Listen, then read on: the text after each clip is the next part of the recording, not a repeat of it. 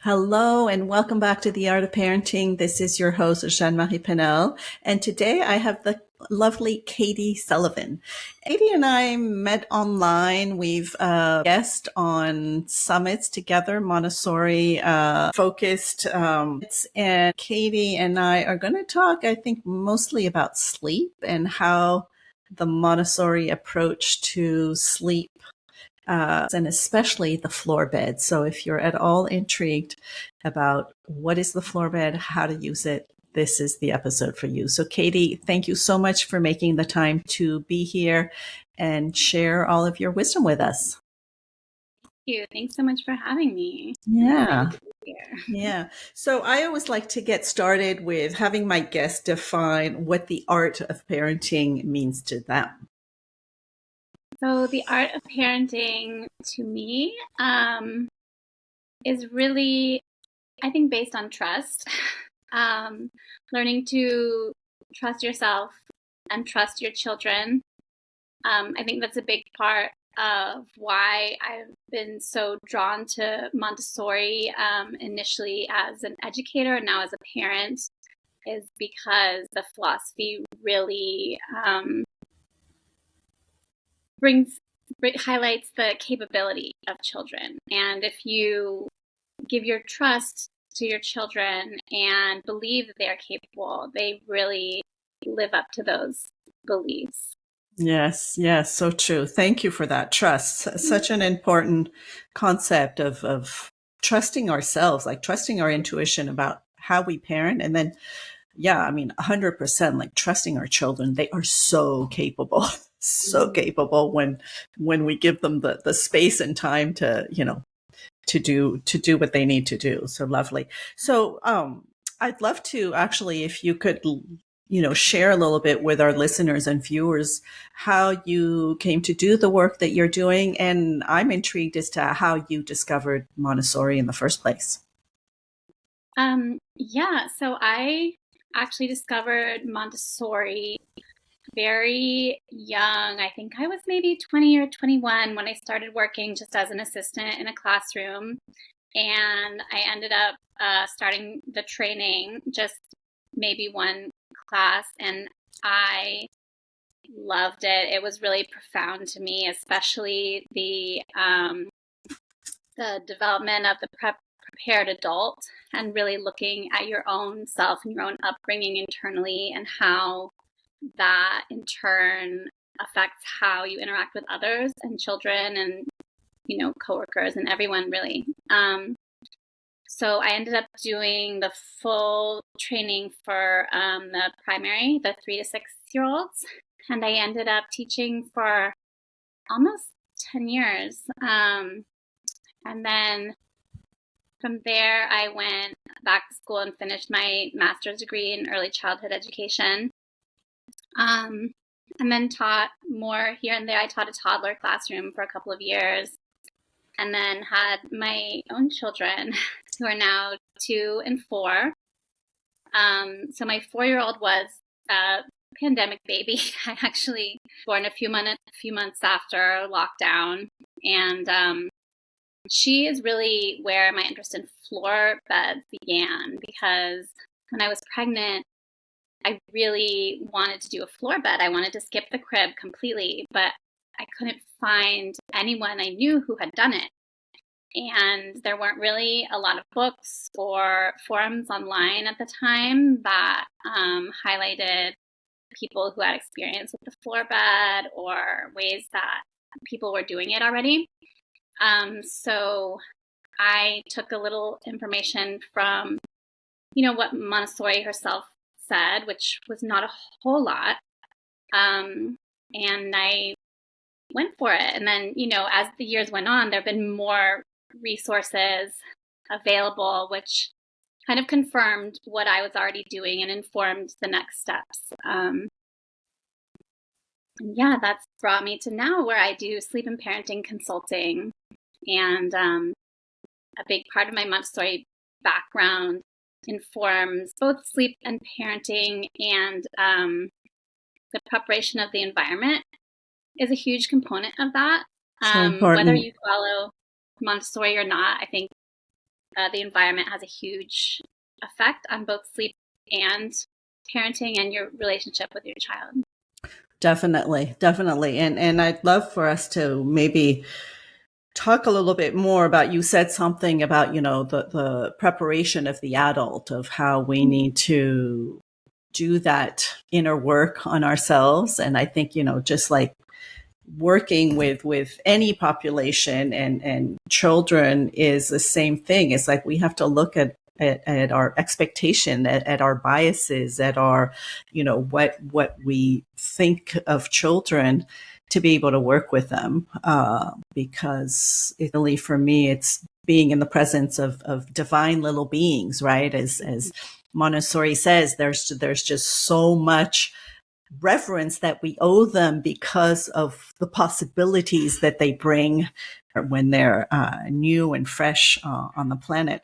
But you wouldn't mind maybe what your definition is of, the prepared adult in Montessori terms, and then maybe a little bit about, when you say preparing the environment, what does that mean, and what does that look like when you're working with parents?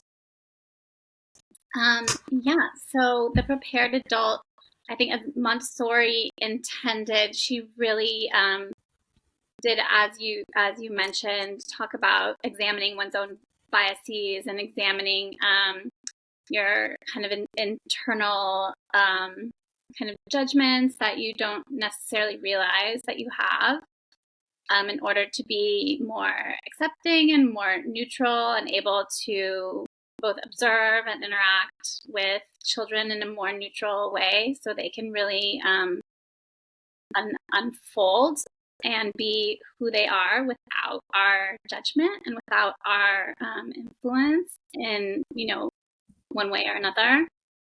And then as kind of modern day Montessorian, I think there's been so much research and data now about science, about child development and early development. I think part of being a prepared adult in today's age is really being aware of, developmental research and developmental practices, and what is effective and what is your child going through, and these kind of things. Yeah. Yeah. And what is fascinating about, having studied Montessori and knowing, all of the kind of revelations that she had by her observation, her simple observation of children, that so much of it is now being proven, like you say, no, scientifically, and brain scans and all of this. Like she was ahead of her time in understanding human development and understanding children. So that's wonderful.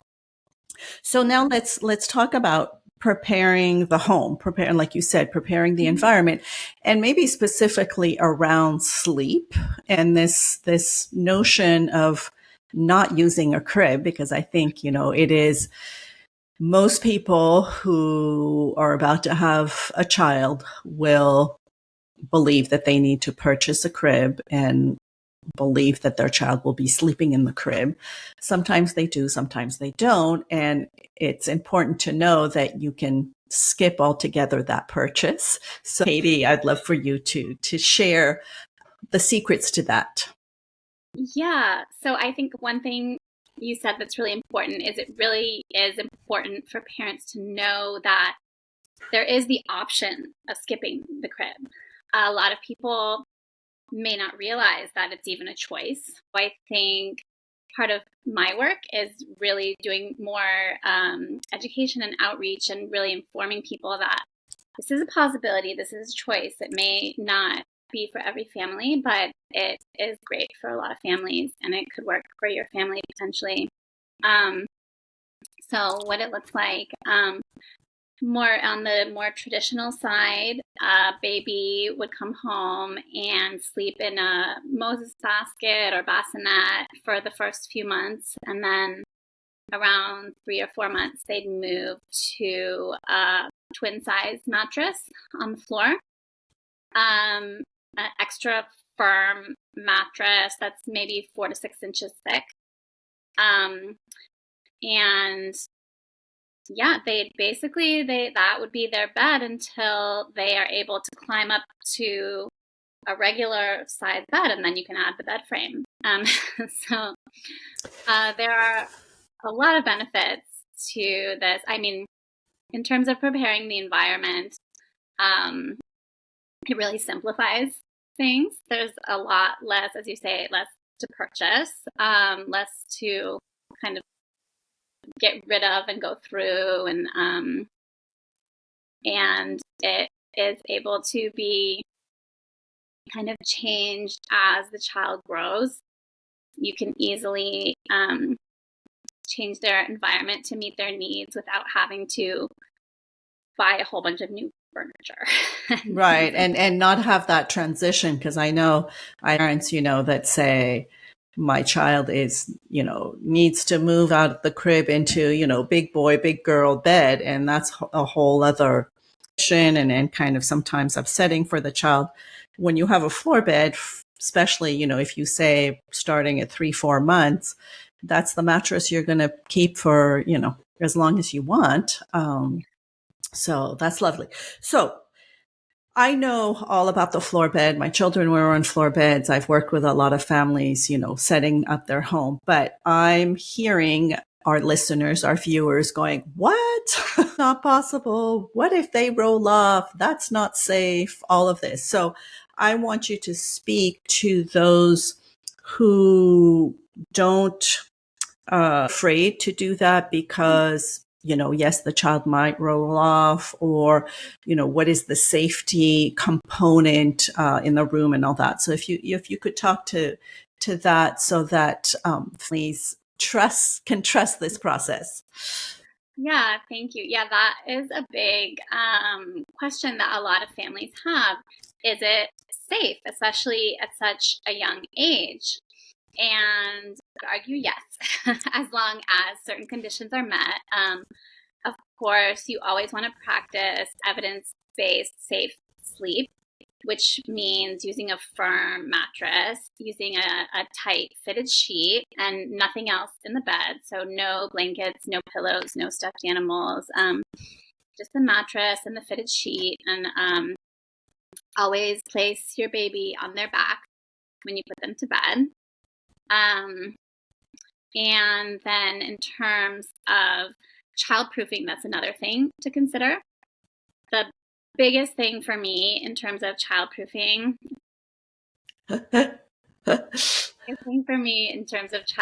is securing furniture to the wall.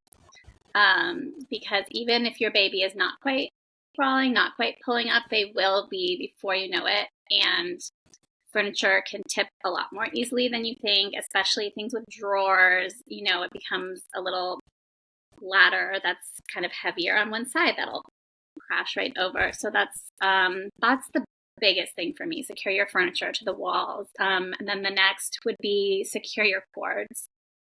So that's the cords for the blinds, all the electrical cords. You can secure them to the wall. You can cover them. You can put them behind the furniture.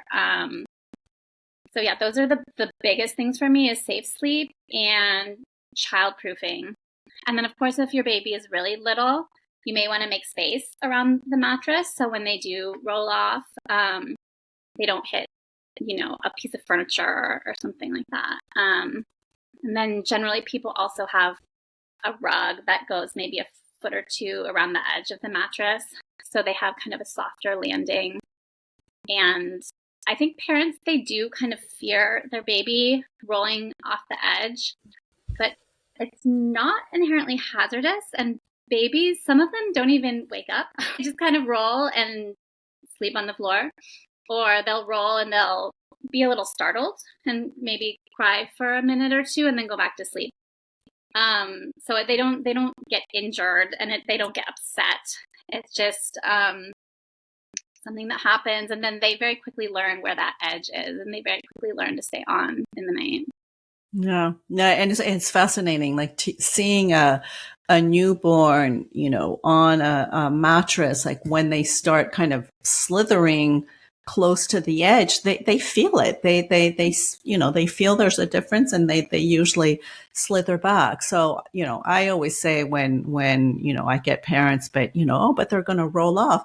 I say, yeah, they might. And that's an opportunity to learn what are the, boundaries, the edges of my bed, and way more comfortable to actually stay on the mattress than to sleep on the floor. But that's fine. And yes, babies will sleep through that and be found of the room. So, and I will say, you talked about baby proofing, attaching furniture, super important, the cords, the plugs, and all that.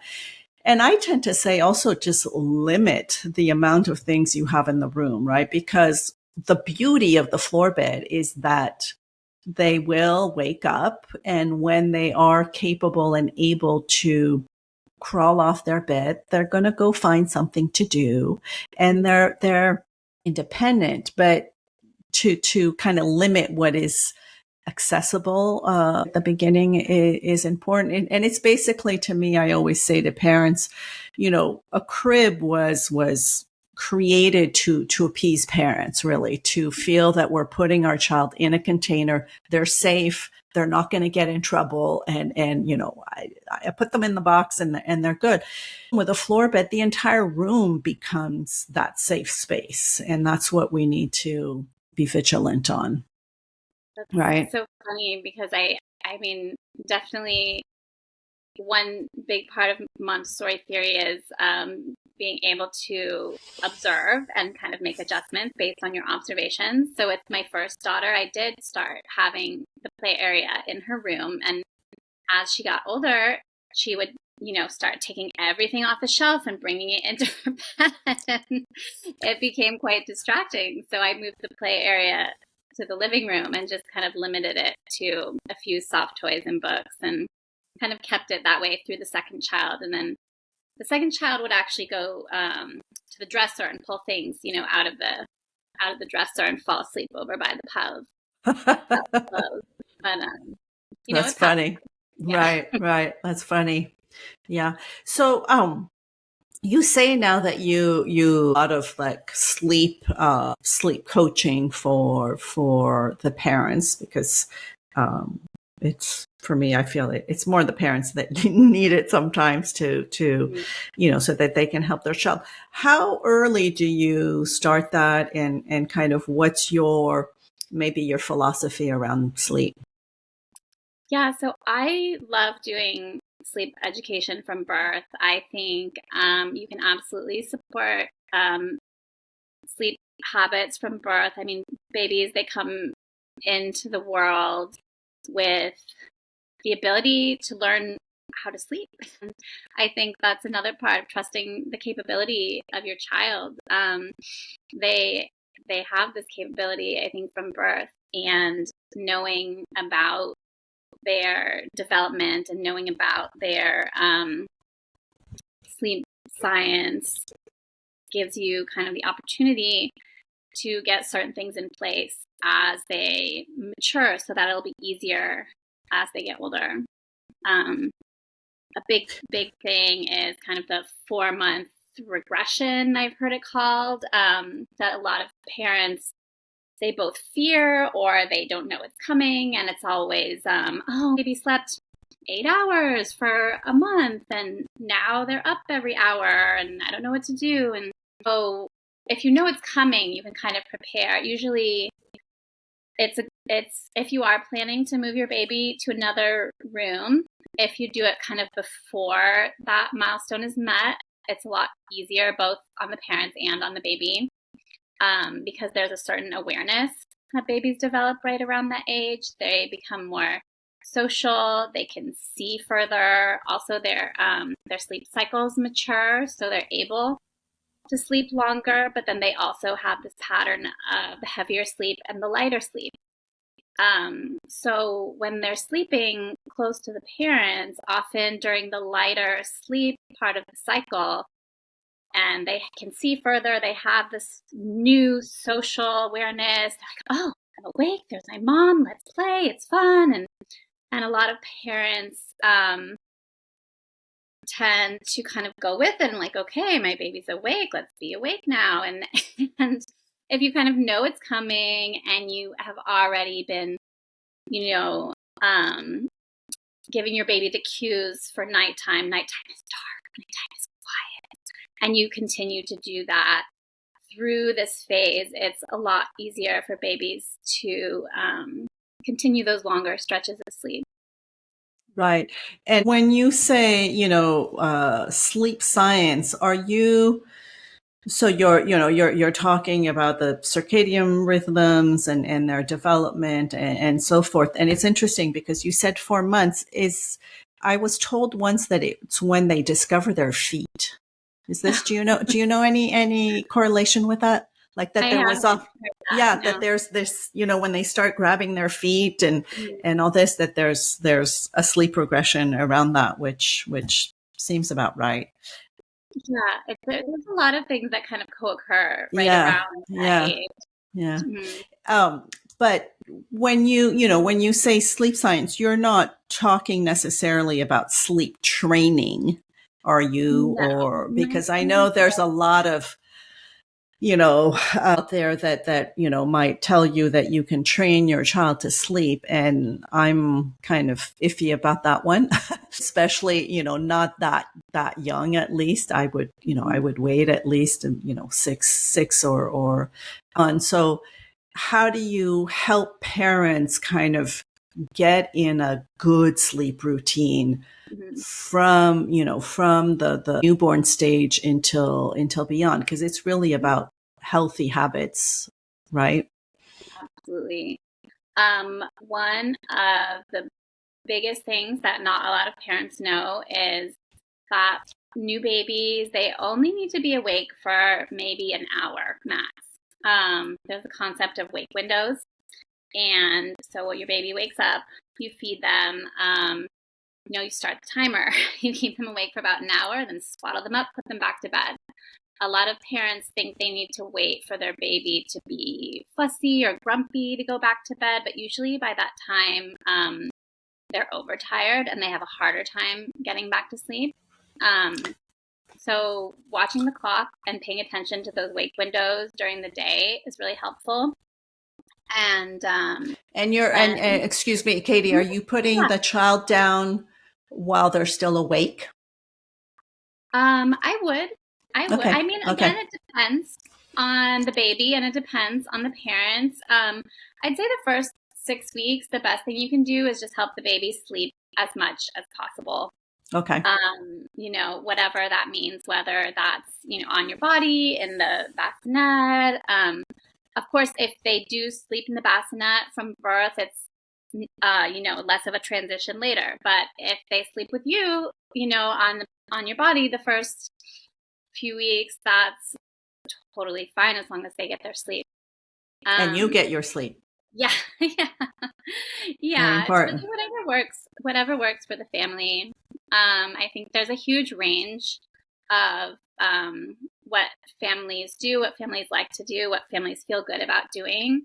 And I think that that's really important to find something that works for both the baby and the caregivers. Wonderful. And then do you, at a certain age, do you go into kind of more training it or not? Like, it depends. I guess you can. Some families like to, when you think of sleep training, you often think of the quiet out method or the extinction method. Right. That is very common, and it's usually one of the quickest ways to get your baby to sleep more, a longer stretch, and then to get the parents to sleep a longer stretch. But a lot of families are uncomfortable with it. After a certain age, it tends to be a little harder for various reasons.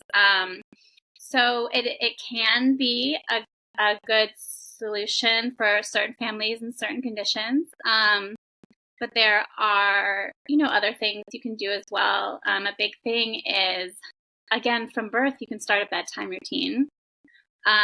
You can also be very clear about the difference between daytime and nighttime. So daytime, you want to expose them to a lot of sun, a lot of light. You use a regular voice. You're active, you play. At nighttime, everything is really quiet, dark. You don't turn on any lights at all.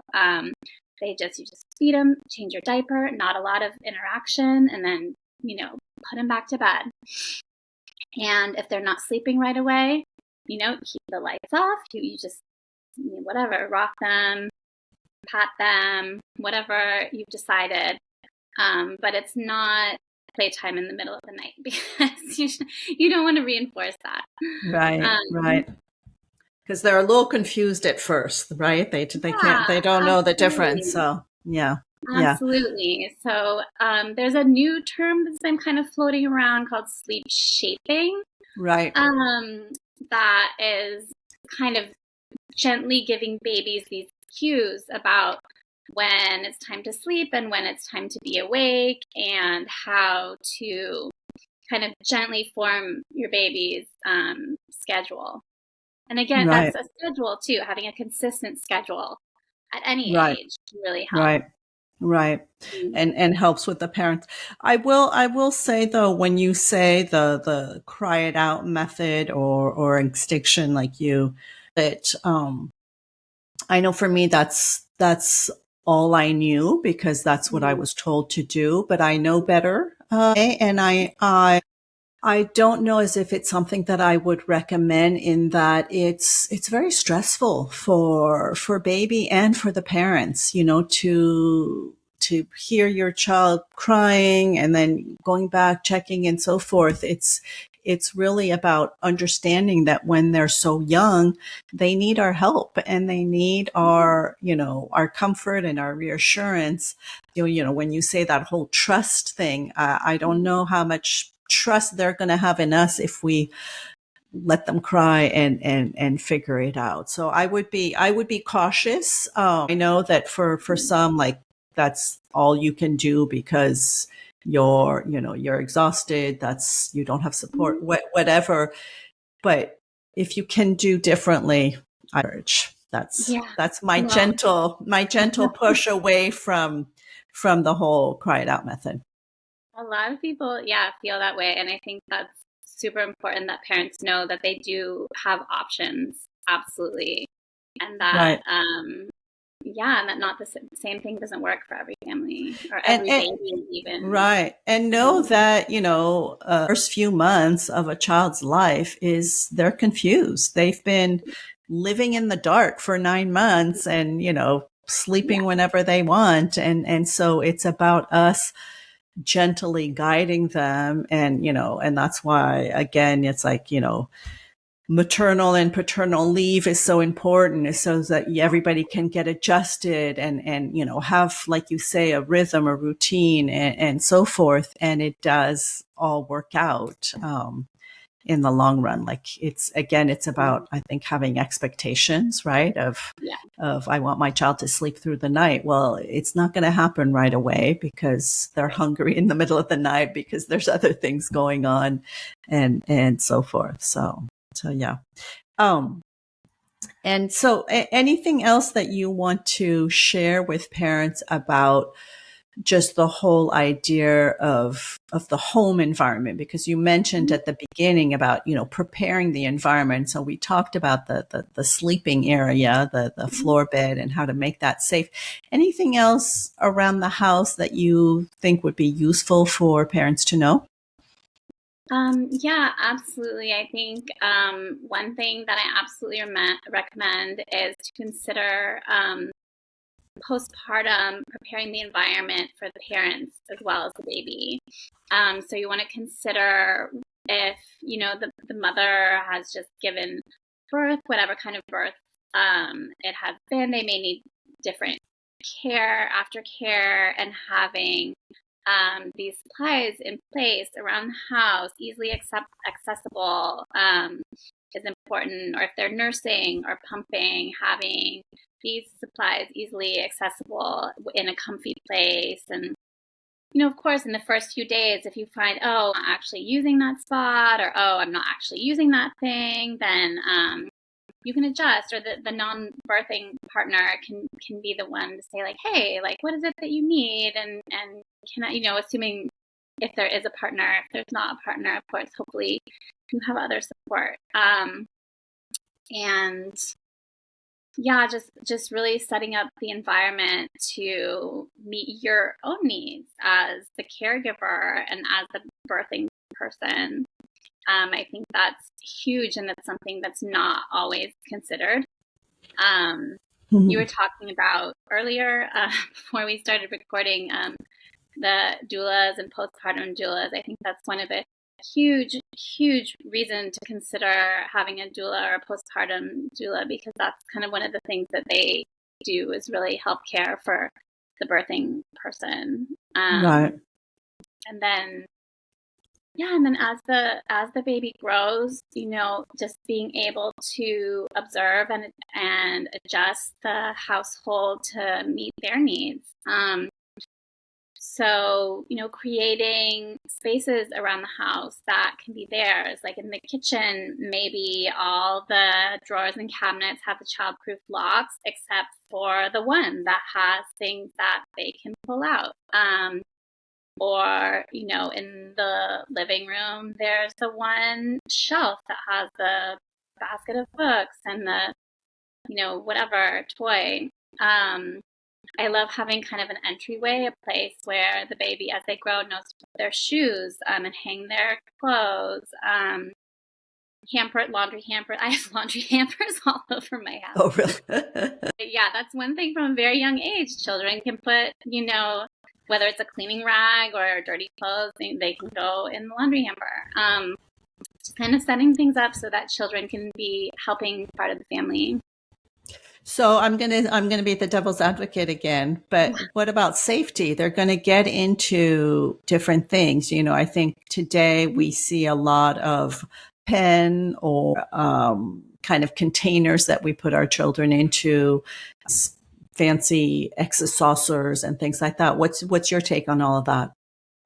I think a playpen can be an option for a parent who needs to step out of the room or do something else within the room. And if you're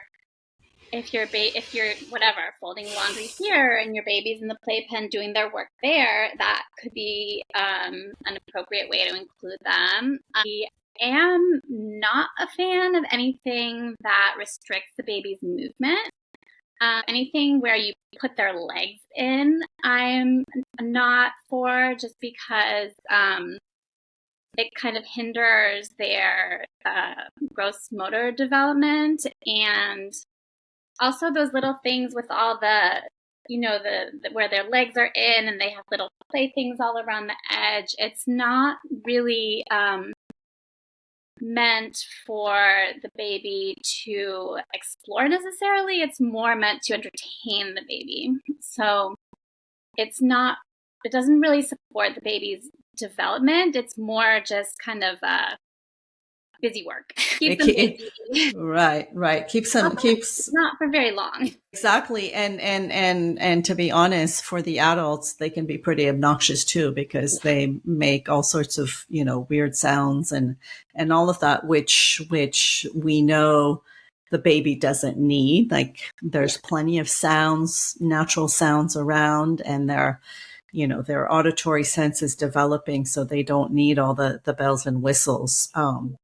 And the playpen for me is a, again, it's one of those where, like, if it's necessary, like I remember I have one in my mother's home because she was, she was ill before her passing, and it made her really nervous that I had my, baby crawling around her place. We borrowed a playpen, but otherwise, again, I would encourage, families to really look at the entire environment, and this is their home too. Like they need to be able to explore the entire place safely. If there's rooms that you don't want them to go into, close the door. But, the rest is really about, and I always say, like, the young parents that I work with, I say, sit down on the floor, see it from their perspective, or even crawl around your home, like see it, from the child's perspective. But hopefully they're able to maneuver and move about their home safely, and that that's a yes environment that they can really get into things. And if there's things that you really don't want them to touch, move them up higher for a few years, and then all will be well. Absolutely. Yeah. Absolutely, I agree. Yeah.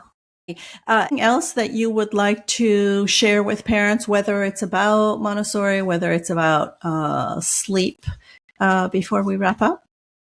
Thanks. We've covered a lot. We have. But I guess anything that, from your years of experience working with parents, like, are there topics that come up and that you tend to eat yourself, or that you reassure parents on certain topics? Yeah, so a lot of parents come to me when they're stuck, of course, or if something's not working. That's usually when they seek out help. And I find myself doing this too. Like, you find yourself in a situation and it's not working, and you get in the middle of it and you just wing it kind of day after day after day. And then, for me, I kind of catch myself and step back and like, hey, wait a minute, this has not been working for, a few weeks. What's going on? Like, how can we adjust this? So I think really one thing I always advise is for parents to kind of step back, make a plan, write it down. I think that is really important. Write it down both for yourself, and if your child is a little older, write it down for them too, because the words really have power. And even if they don't read, they know that the words on the page are meaningful, or you can even have pictures, which is also very meaningful. And then stick to it. It's really the biggest thing. So, and it's a lot easier to stick to when it's written down. And also a lot of parents are like, okay, great, let's start tomorrow, and I'm ready, and let's go, and this is terrible, let's fix it. And it's also helpful to kind of, take a breath, wait a minute, and really go through and start when you're ready and when you feel like you can stick with it and you can commit to it. And this is a lot of like sleep schedules, or sleep training with older toddlers, or night weaning, or things that are really big transitions, or moving a child to their own bed. All these things that are really big transitions for the family. A lot of parents, they make that transition because they're kind of at their wit's end. But it's important that they go into finding a solution in a way that really will work for them and their family, and when they're ready. Right. And probably not try to do it all in one felt swoop. Like, it's going to be little incremental changes and steps and so forth. Yeah, no, that's very good. That's about, stepping back, observing, and just taking notice of what's not working. What, sometimes it's just a little shift in our environment, in our attitude, in the words we use. I mean, it can be so minute and make a huge difference. So wonderful. Thank you for that. So, Katie, I always like to wrap up with a more kind of personal question. And you said you had a 4-year-old. Mm-hmm. If you were a 4 and a 2-year-old, mm-hmm. If you were to go back 5 years ago when you were expecting a child, what wise words would you tell yourself, knowing all that you know today? Oh, okay. Let's see. I think I would maybe go back to trust yourself, trust your baby. I think that's huge, and that's something I keep coming back to. I know it's easy for parents, I find mothers, especially people prone to anxiety, even without children. They, that the rumination will happen. They get kind of worked up and they worry, what if this, what if that, what if I'm doing everything wrong? And just taking a breath, trust yourself, trust your baby. And if it's not right, it's okay. You can always change it, just give it a minute and observe and have a little faith. Beautiful. Thank you for that. Well, thank you, Katie, for sharing all of this information with us. I'm sure it's going to be very helpful to a lot of parents. So thanks again for making the time to be on The Art of Parenting. Thanks so much.